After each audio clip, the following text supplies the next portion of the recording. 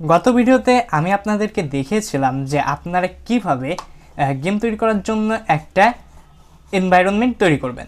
তো এই ভিডিওতে আপনাদেরকে আমি দেখাবো যে আপনারা কিভাবে আপনাদের জীবনে প্রথমবারের মতো একটা গেম উইন্ডো তৈরি করবেন। গেম উইন্ডো জিনিসটা আসলে কি? গেম উইন্ডো জিনিসটা আপনাদেরকে একটু বোঝাই। আমি যেমন এখানে পাইচাম অ্যাপ্লিকেশনটি চালাচ্ছি, এই পাইচামের দেখেন আমার পুরো যতটুকু আমাদের মনিটরে জায়গা আছে, পুরো মনিটরে যতটুকু জায়গা ছিল সব জায়গাটুকু কিন্তু আমাদের পাইচাম নিয়েছে। অর্থাৎ পাইচামের একটা কিন্তু উইন্ডো আছে এবং সেই উইন্ডোর জায়গার মধ্যে পাইচাম নিজেকে রান করাচ্ছে। পাইচামের যত যা ফাংশন আছে সব কিছু আমরা দেখতে পাচ্ছি। এখন আমাদের গেমেও কিন্তু সেই একই জিনিসটা করতে হবে। গেমের মধ্যে যে প্লেয়ার থাকবে, যে ইনিমি থাকবে, সবগুলোকে আমাদেরকে একটা উইন্ডোর ভিতর দেখাতে হবে। তো আমরা এখানে গেমের জন্য একটা উইন্ডো তৈরি করব। তো দেখতেই পাচ্ছেন আমরা পুরো কোড এডিটর ফাঁকা আমাদের। তো এর জন্য আমাদেরকে সবার প্রথমে, যেহেতু আমরা গেম তৈরি করব, পাইগেম যে লাইব্রেরি আছে সেটা ইউজ করে, তো আমরা এখানে পাইগেমকে সবার প্রথমে ইম্পোর্ট দিয়ে দিই। তো এখানে আমরা লিখলাম ইম্পোর্ট পাইগেম।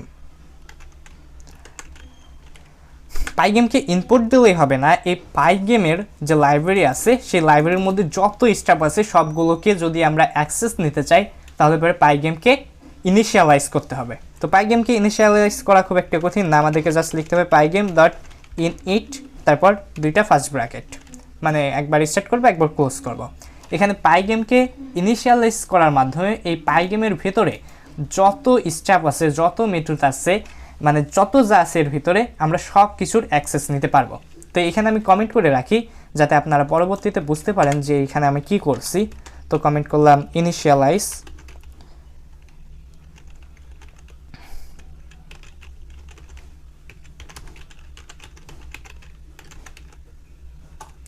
এবং আমরা পাইগেমকে ইনিশিয়ালাইজ করে ফেলছি। ব্যাস, এবার জাস্ট শুধু আমরা আমাদের গেম উইন্ডোটাকে তৈরি করব। তো গেম উইন্ডো তৈরি করা পাইগেমে খুবই সোজা। আমরা জাস্ট লিখবো স্ক্রিন, স্ক্রিন হচ্ছে একটা ভ্যারিয়েবল, এবং তার মধ্যে আমরা লিখবো পাইগেম, পাইগেম লিখবো যাতে আমরা পাইগেমের ভিতর থেকে কিছু নিতে চাচ্ছি সেটা বুঝাইতে পারি। এরপর পাইগেমের মধ্যে যে ডিসপ্লে মডিউল আছে, ডিসপ্লে, এবং তার মধ্যে যে সেট মুড ফাংশন আছে সেই সেট মুডকে আমরা নিয়ে আসবো। ব্যাস, এরপরে এই সেট মুডের মধ্যে আমাদেরকে দুইটা ভ্যালু দিতে হবে। প্রথম ভ্যালুটা হবে হলো আপনার প্রস্থ, মানে বাম দিক থেকে ডান দিক, আর দ্বিতীয় ভ্যালুটা হবে আপনার দৈর্ঘ্য, অর্থাৎ উপর থেকে নিচে। তো এইখানে দেখেন আমাদের একটা একটা করে ব্র্যাকেট রয়েছে, আমাদেরকে আরও এক জোড়া ব্র্যাকেট এর মধ্যে নিতে হবে, নাহলে পরে প্রোগ্রামটা কাজ করবে না। তো এর মধ্যে সবার প্রথমে আমাদেরকে প্রস্থটা দিতে হবে, অর্থাৎ উইডথটা দিতে হবে। উইডথটা আমরা দিয়ে দিলাম 800, এবং তারপর আমাদেরকে হেইট, অর্থাৎ উপর থেকে নিচে যে দৈর্ঘ্যটা আছে সেই দৈর্ঘ্যটা দিতে হবে। তো এখানে আমরা দৈর্ঘ্যটা ইউজ করলাম 600। আপনারা আপনাদের মনিটরের সাইজ অনুযায়ী এটা পরিবর্তন করে দেখতে পারেন যে কোন মনিটরে কীরকম দেখাচ্ছে। আমার মনিটরটা একেবারেই ছোটো, তো তার জন্য আমি খুব ছোটো কিছু ভ্যালু নিছি, বেশি বাড়াই নাই। তো এখানে আমি কমেন্ট করে রাখি যে ক্রিয়েটিং দ্য গেম উইন্ডো।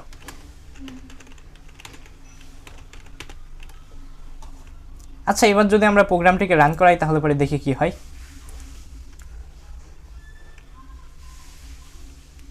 এখানে একটা জিনিস খেয়াল করুন, আমাদের গেম উইন্ডোটা তৈরি হয়েছে ঠিকই, বাট গেম উইন্ডোটা আমরা যখন রান করাচ্ছি দেখুন তখন এক ঝলক দেখা দিয়ে গেম উইন্ডোটা নাই হয়ে যাচ্ছে। দেখছেন, এক ঝলক সে দেখা দেয়, তারপর সে নাই হয়ে যায়। হ্যাঁ, কেন হচ্ছে এই কারণটাও আমি বলবো, এবং এই প্রবলেমটা কীভাবে ফেস করবেন, অর্থাৎ যেভাবে সলভ করবেন সেই জিনিসটাও আমি আপনাকে এখনই দেখিয়ে দিচ্ছি। প্রথমত আপনাদেরকে একটা জিনিস বোঝাই, আমরা এখানে মূলত কোড লিখেছি মাত্র 1, 2, 3 লাইন। আমাদের সিপিইউ বা প্রসেসরের এই 3 লাইন কোড প্রসেস করতে খুব একটা বেশি সময় লাগছে না, যার কারণে এই এক ঝলক দেখা দিয়ে নাই হয়ে যাচ্ছে। কারণ এর ভিতর এই নিচে আর কিচ্ছু নাই, পুরো গড়ানের মাঠ। কিন্তু আমরা এখানে একটা শর্ত দিয়ে দিতে পারি, যেমন ধরেন আমরা পাইগেম ইউজ করতেছি, এই পাইগেমেও ধরো যখন পাইগেমের ডেভেলপাররা তৈরি করছিল তখন তারাও তো এরকম ছোটো 3 লাইন কোড লিখেছিল, বাট আমরা এরকম যদি 3 লাইনের মধ্যে পরবর্তীতে আউটপুট না দেখে সব কিছু অ্যাড করতে যাই তাহলে তো খুব ঝামেলা হয়ে যাবে। তো আমাদেরকে এই উইন্ডোটা যাতে অনেকক্ষণ থাকে সেই ব্যবস্থা করতে হবে। এখন আমাদের বেশিরভাগ সফটওয়্যারের একটা বৈশিষ্ট্য আছে, সেই বৈশিষ্ট্যটা হচ্ছে এই সফটওয়্যারটা আমরা যখন ওপেন করি তারপর যতক্ষণ না আমরা এই ক্লোজ বাটনে বা ক্লোজ ইভেন্টে কোনো কিছু এক্সিকিউট করি অর্থাৎ ক্লিক না করি ততক্ষণ পর্যন্ত কিন্তু আমাদের প্রোগ্রামটা চলতেই থাকে।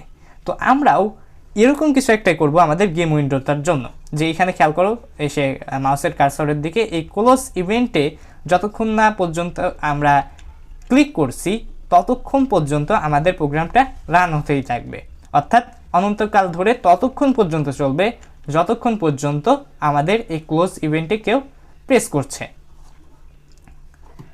তো আমরা জানি যে পাইথনে যদি আমরা একটা অনন্তকাল চলবে অর্থাৎ ইনফিনিট লুপ তৈরি করতে চাই তাহলে পরে আমাদেরকে লিখতে হয় হোয়াইল ট্রু।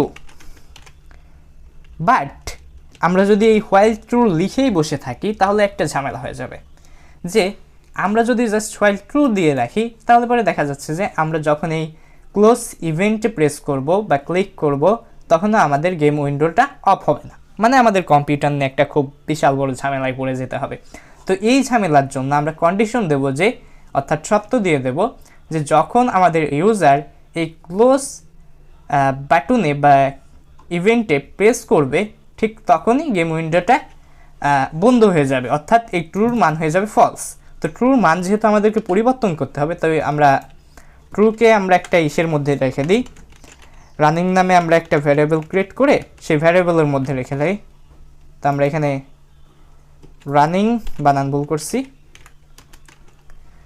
আচ্ছা আমরা এখানে এর মধ্যে কি ট্রু রেখে দিই এবং এখানে লিখব while রানিং। আচ্ছা এখানে খুব ভালোই মোটামুটি চলতেছে, ব্যাস while রানিং। এরপরে আমরা কি করব, তার আগে আপনাদেরকে আরেকটা জিনিসের সাথে পরিচয় করে দিই। আমরা এইটাকে বারবার বলতেছি ক্লোজ ইভেন্ট। এই ইভেন্ট জিনিসটা আসলে কি? ইভেন্ট হচ্ছে আপনার এখানে ধরেন যে ক্লোজ যে বাটন আমরা বলি, এই ক্লোজ বাটন একটা ইভেন্ট, এখানে যে সেটিংস অপশন রয়েছে এটা একটা ইভেন্ট, এই যে সার্চ রয়েছে এটা একটা ইভেন্ট, এই পাশে যে ডিবাগ অপশন রয়েছে এইসব একটা ইভেন্ট, এই যে রান বাটন রয়েছে এইসবও একটা ইভেন্ট। এমনকি আপনি যদি কিবোর্ডে যে কোনো কিছু প্রেস করেন, আপনি যদি কিবোর্ডে স্পেস প্রেস করেন সেটা একটা ইভেন্ট, তারপর আপনি যদি কিবোর্ডে টি লিখেন সেটা একটা ইভেন্ট, এই সব কিছুই পাইগেমে ইভেন্ট হিসেবে গণ্য হয়। তো এখন আমাদেরকে সবার প্রথমে এক এক করে চেক করতে হবে যে আমাদের ইউজার কোন ইভেন্টটাতে প্রেস করছেন বা ক্লিক করছেন।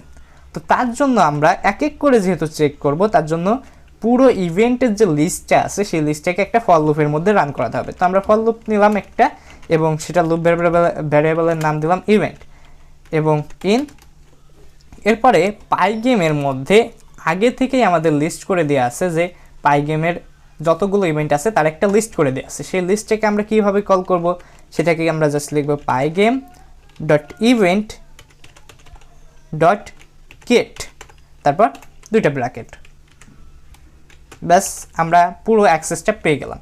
তারপরে এবার আমাদের এই লুপটার মধ্যে এক এক করে পাইগেমের যত ইভেন্ট আছে সবগুলো যেতে তালে থাকবে।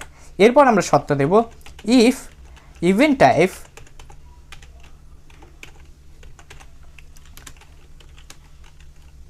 দুইটাই কল দিতে হবে। If event type equal to তোমার পাইগেম ডট কুইট।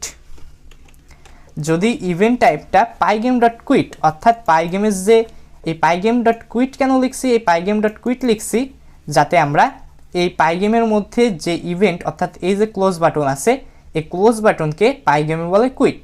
তো এখানে দেখছেন মাউসের নাড়াচাড়া দেওয়ার জন্য বানানটা ভুলে গেছে, তো আমরা আবার শুরু থেকে লিখি পাইগেম ডট কুইট, মানে পাইগেমে এই ক্লোজকে বলে কুইট। যদি কুইট হয়, যদি ইভেন্ট সমান সমান কুইট হয় তাহলে পরে আমরা এখান থেকে এই রানিংয়ের মানটাকে ফলস করে দেব, মানে আমাদের লুপটা অফ করে দেব।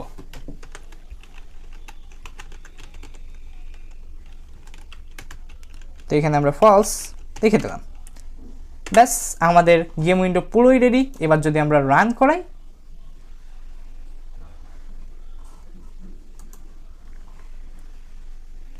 এই যে দেখতে পাচ্ছেন আমাদের গেম উইন্ডো রেডি হয়ে গেছে।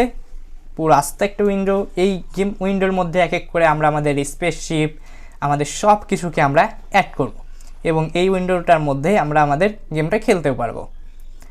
তো এই অংশটা এই পর্যন্তই। আগামী পার্টে এই যে আমাদের যে পাইগেম উইন্ডো, জাস্ট এই টেক্সটটাকে আমরা চেঞ্জ করব, পাশাপাশি দেখব যে এটার পাশে আশেপাশে কোনো আইকন দেওয়া যায় নাকি, যেরকম এইখানে যে আইকনগুলো আছে ভিজুয়াল স্টুডিও কোড, ক্রোম, এরকম আইকনগুলো দেওয়া যায় নাকি। ঠিক আছে, তো এই অংশটুকু এই পর্যন্তই। তাও আপনাদেরকে একটা রিক্যাপ দিই যারা মন দিয়ে আগেটুকু দেখেন না। এই ভিডিওতে আমরা কিছুই করি নাই, জাস্ট আমরা এখানে পাইগেম ইম্পোর্ট করছি, পাইগেমকে ইনিশিয়ালাইজ করছি এর পরের লাইনে, তারপর আমরা আমাদের যে গেম এর জন্য যে গেম উইন্ডোটা তৈরি করার প্রয়োজন ছিল সেই গেম উইন্ডোটা তৈরি করেছি।